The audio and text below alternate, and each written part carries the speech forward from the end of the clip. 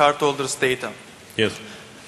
I know that the company never talked to Visa or MasterCard and reported it as an incident. So my point is, what happens when the company don't choose to report an incident, not to pay these fees, some million euros, whatever? This is an incident in the company which is storing, processing, transacting cardholder data. It's not an incident because this data was not fraudulent used. If it's fraudulent used, or if you have a clue that it was stolen or compromised, then you have to report it. There's no hiding of this information possible, because you must report this. But this is what we find out at the audits has only to be checked and addressed for the next re-audit. So we give them the minimum amount of time they need to implement this. And finally, if they change this, for example, this get and post request to no more cardholder data in this web server log files, then it's okay, because they addressed it. One of the policies in requirement 12, and again I would refer you to the links I provided, one of the requirements is that you have to implement a security incident response management, and each incident which happened inside the company and was not fraudulently misused outside, you can address with your own policy and change. If there was an insider attack that someone is stealing the data, of course you must report it. But this was no compromise, it was only an incident, and if you address it that way, it's no problem. Yes, but that's the question. What happens if the company doesn't report it and somehow Visa or MasterCard discovers it? Are there some obligations regarding that? If Visa and MasterCard see that he is not compliant to the standards, there are the penalties. I mentioned that Visa and MasterCard, or the PCI Security Standards Council, are regulating in their programs, for example, also the penalties. So they can, of course, put penalties on these persons, or get a new deadline to say until this date you must have implemented each requirement correctly, and an auditor will independently check this. The other option is that they disconnect him.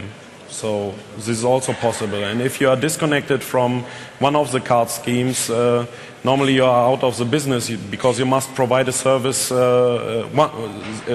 the full service from one hand. And if you can't provide, for example, Visa or MasterCard, you are out of the game. So this is how they can address this. One question. Yes. In the beginning of your presentation, there was a slide about example merchant with about 3 years worth of credit card data and 20 million euro of damage. Yes. It looks like it was a slide for bankers, not for Chaos Computer Congress. It's a little bit over-exaggerated. The figure of fraud damage is exaggerated in this slide. The assumption here is that all the 10,000 compromised cards are fraudulently used. Yes, then you get the 20 million. Assumption in this slide is that somebody for 3 years steal it daily. You can store the cards for 3 years in your database. If it's only 10,000 transactions, you have 10,000 tracks in your database. Yes, but they expire. Cards do expire, and this exaggerates your situation, well, several times. So it is a sort of paranoia which you are selling for bankers, not here. And that's a sort of complaint, not a question. To address your assumption, correct, is if you store the last 3 years, a card has an expiry date normally for 3 years. Let's assume only 10% of this is compromised, 1,000 cards. You have again a fraud of 2 million euros. Yeah, 10 times less. A small merchant cannot compensate that. It simply will be disconnected and out of the game. If 10 times difference is about the same, can I take 90% of your money from your pocket right now? Yeah, okay. Another question about the standard.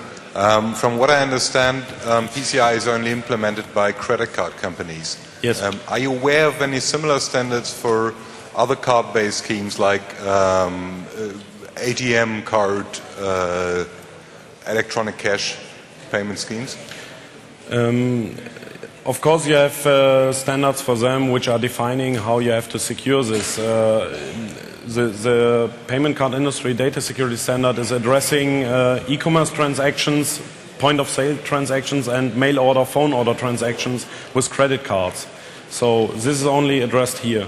You have, for example, for the German debit card, you have the ZKA standards which are addressing security features and some other implementations, but that's not part of this lecture.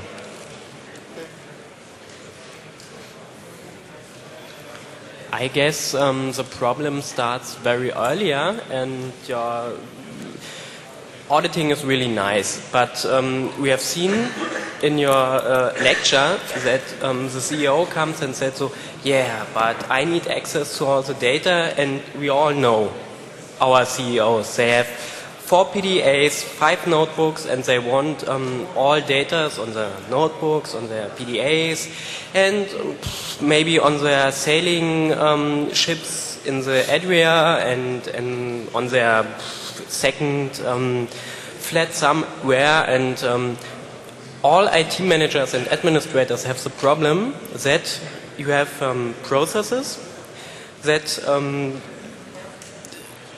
that are functioning and they are secure. And yes. then your CEO comes and says, oh no, I need access, we can't do this so. And that's the point where da führt sich das ab absurdum, and we all, also IT managers, administrators should become a tool to kick out their CEOs to say, go out, go to your office, browse some porn, but let me do it right and secure. It's addressed here in the requirement 12, the information security policy. There is a requirement that the management has to sign this statement duly. So they must sign the statement that this information has to be protected in a data security standard compliant way. So if something happens, the management can't say, oh, we had no clue that this happened. I mean, if he signs that the company will protect the data with this standard, and the CEO is, for example, the one who signed it and is storing the data in an unsecure way, the problem will be him and not the administrator. So this is addressing already this problem. Thanks. How do I do single-click shopping without storing the CCV2? That is recurrent transactions. You can do something like abos and recurrent transactions. You have at the first time you have to send the CVV because it's in mail order, phone order transaction, and at the next times they send only the different data without the CVV2, and the acquirer gives an approval because he says, okay, the flag for recurrent transaction is set. It's still in the time frame which we defined as correct, and he can do the shopping. But the problem is not so much your one, because you can of course deny this transaction and get the money back if there is fraudulent use. So, I mean, credit card transactions are really nice because you can give them back. So, but the time frame is unlimited in that case. But that's legal then. No, we can get into details later. I can show you the standard which is defining this. Okay, thanks. It's a secure way. Hello. These pen tests are periodic.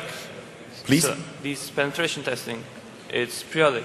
And to companies that are already PC 1.1 compliant. So how can they be PC 1.1 compliant and still be running stuff like Red Hat 6 or SUSE 7.0? Most of these security gaps have been popped up at the workshops to prepare an audit or discuss about the offer, or when the first audit happened. When the first audit was conducted, we have a checklist of what is compliant and what is not. And what is not compliant, you have to address with an action plan. You have to target each requirement to say, okay, we are not compliant to this one. We have to spend so many hours on it, so we need 3 weeks to fix it. And after 3 weeks, this requirement will be compliant. The auditor will recheck this with a re-audit. And if finally each requirement is checked, they get the compliance status if they have the mix of security scan and audit compliant. The audit has to be done annually, and the scan, depending on the level of classification, must be done quarterly or also annually. So most of the problems have been before or at the first audit. And how many re-audits can they fail before they are kicked out of PC standard? Never happens. It's not a kick out. I mean, you are compliant to standard or not. If you're not compliant, you are fully responsible for the fraud that happens. If you are compliant to the standard, you can gain a waiver and say, okay, we have been compliant to the standard, we did really our job in a serious way, but still some zero exploit, I don't know, whatever can happen, happened, and they say, okay, you forced us to implement the standard and put a lot of money into the security. The benefit, of course, is that the card schemes say, okay, this fraud happened, but you did your job very well, so we take the costs. You get the waiver. But this depends on the decision of the card scheme. It's the natural interest of a processing company to get this standard. And the card schemes are making pressure to get everyone compliant. So you have no choice on the long run. Okay, thank you. Okay.